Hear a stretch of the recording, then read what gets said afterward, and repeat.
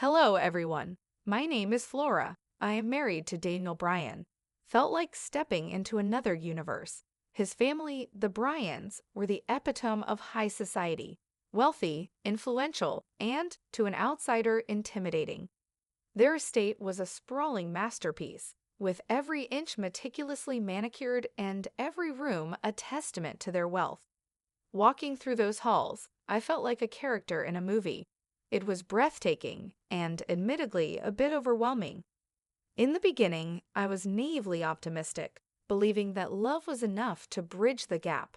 But the Bryans had their own rules, their own way of doing things. It was like an unspoken game, and I was the only one who didn't know the rules. Harry, Daniel's older brother, was the ringleader.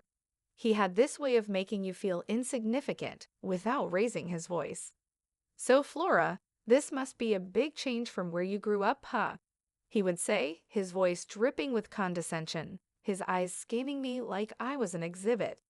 I tried to laugh it off, replying, "Every day is an adventure, Harry. I'm just trying to keep up."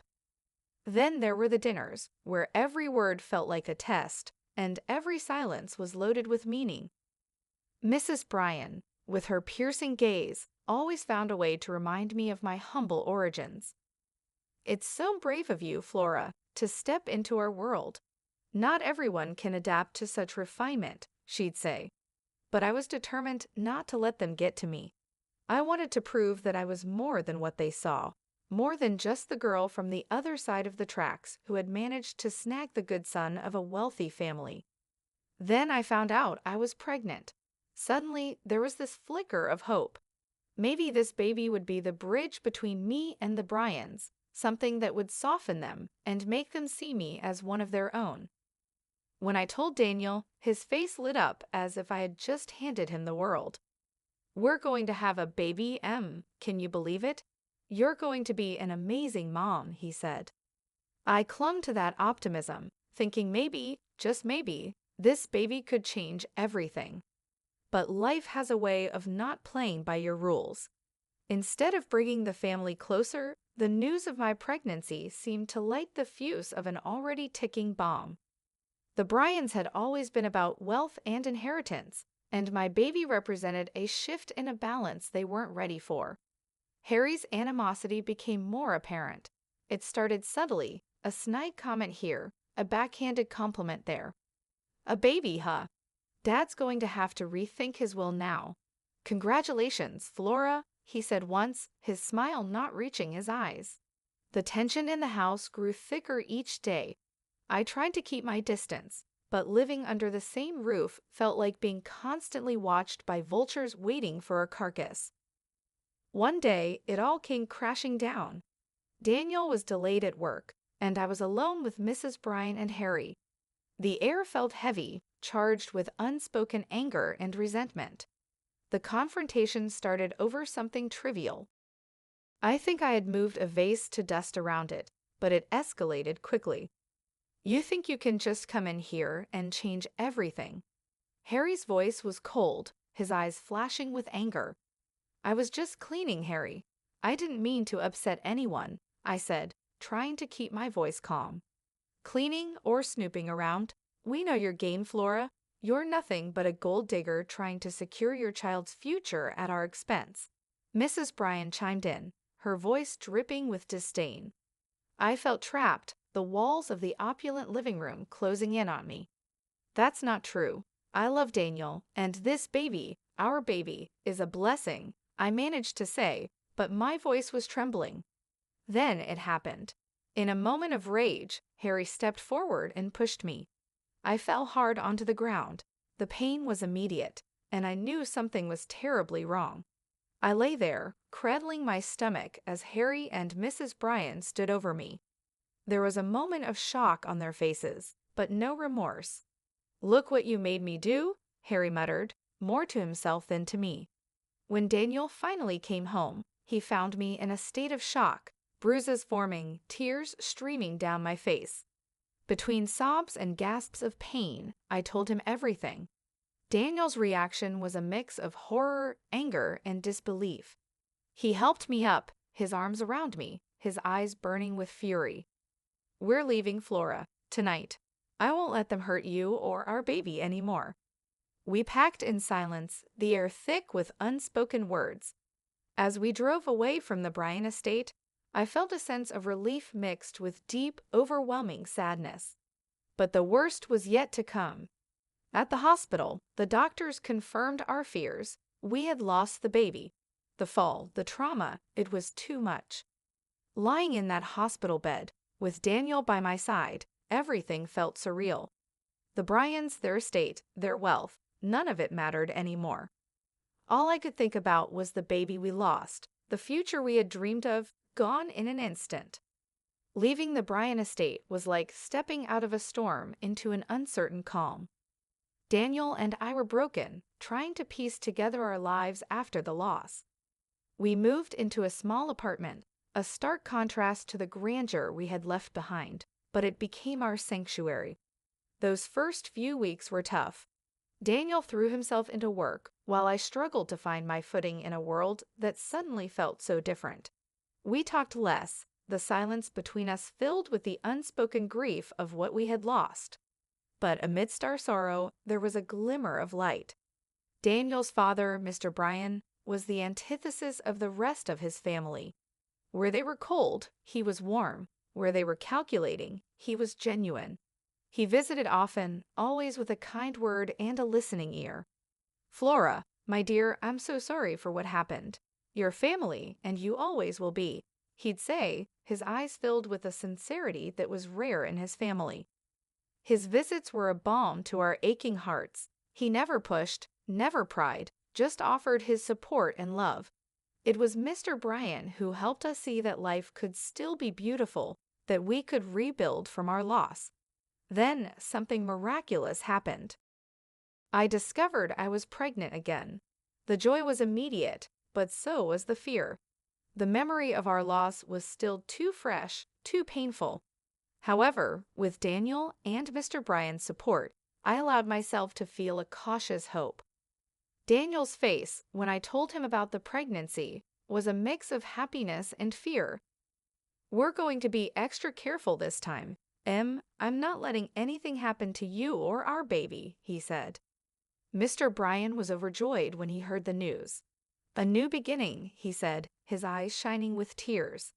"This child, Flora, is a blessing, a sign that life goes on no matter what." But fate had a cruel twist in store. Just when things seemed to be looking up, we received the news. Mr. Bryan had passed away unexpectedly. It was a shock that shook us to our core.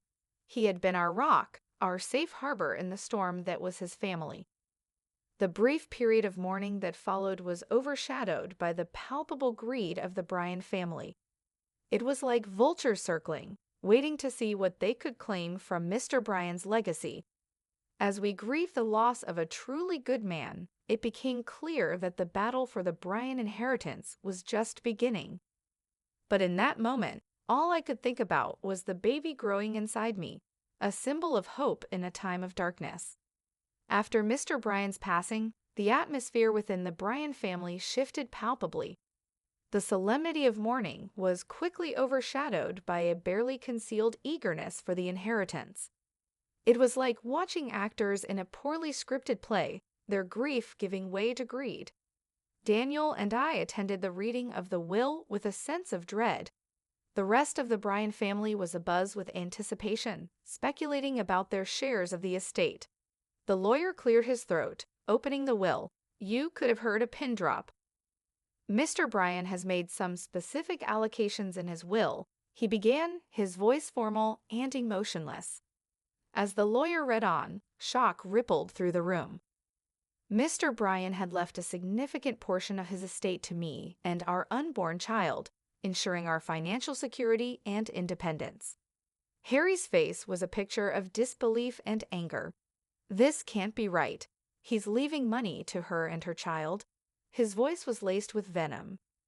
Mrs. Bryan was equally incredulous, her shock mirroring Harry's. "But that's our inheritance. How could he do this?" Harry's voice seethed with anger, his eyes blazing with disbelief. The lawyer, unfazed by the outburst, continued calmly. Mr. Bryan was very clear in his intentions. He wanted to ensure that Flora and her child are well taken care of. I sat there, stunned and humbled by Mr. Bryan's foresight and kindness. Daniel squeezed my hand, his expression a mix of sadness and gratitude. "Dad always knew what was right," he whispered. The rest of the reading passed in a blur, with Harry and Mrs. Bryan exchanging whispered arguments and shooting angry glares our way. But something had shifted within me. I felt a newfound strength, a resolve to stand up against their greed and malice. After the reading, the backlash was immediate. "You manipulated my father," Harry accused, his face flushed with rage. "I did no such thing," I replied, my voice steady. "Your father was a kind man who saw what was happening in his own house." Mrs. Bryan tried to interject, but Daniel stepped in. "Enough. Dad made his choice, and we will respect it. Flora and our child deserve this." As we left the lawyer's office, the weight of the Bryan family's animosity bore down on us. But there was also a sense of liberation. We were no longer bound to them, no longer tethered to their toxic world. That day marked a turning point for me. I was no longer the outsider trying to fit in. I was a mother-to-be, a woman with a newfound purpose, ready to protect my family against whatever the Bryans might throw our way. The birth of my son was the beginning of a new chapter in my life. After so much pain and loss, holding him in my arms felt like a piece of heaven had been handed to me. His tiny fingers, his soft cries, they were symbols of hope, of a future finally looking bright. Daniel was an incredible father, his love and support unwavering. We named our son Leo, a name that meant strong and enduring. It suited him, and it suited us, a family that had weathered the storm and emerged stronger. Meanwhile, the Bryan family's world began to crumble. The inheritance, or the lack thereof, hit them hard. Harry, consumed by greed and anger, found himself embroiled in legal troubles. His shady business dealings, once overlooked due to his father's influence, were now in the spotlight. He faced lawsuits and financial ruin, his fall from grace a stark contrast to his former arrogance. Mrs. Bryan's life took a downward spiral as well. Without the financial cushion she was accustomed to, her lavish lifestyle became unsustainable. The friends she once hosted with such grandeur began to distance themselves, leaving her in a lonely, self-made exile. As for Daniel and me, we built a life filled with love and laughter, far from the toxic environment of the Bryan estate. I started a small business, something I had always dreamed of but never had the courage to pursue. To my joy and surprise, it flourished. Daniel found success in his career too, his integrity and hard work paying off. We were a team in every sense of the word, building a life on our terms, away from the shadows of the Bryan legacy. One evening, as I watched Leo play, Daniel came up behind me, wrapping his arms around my waist. "We did it, Em. We made it through," he said softly. I leaned back into his embrace, a smile in my voice. "We did," I replied, "and we have so much to be thankful for." Looking back, the journey was anything but easy. There were moments of despair, of heartache. But there were also moments of incredible strength, of love that refused to be diminished. In the end, justice was served, not just in the downfall of the Bryans, but in the life we built out of the ashes of that ordeal.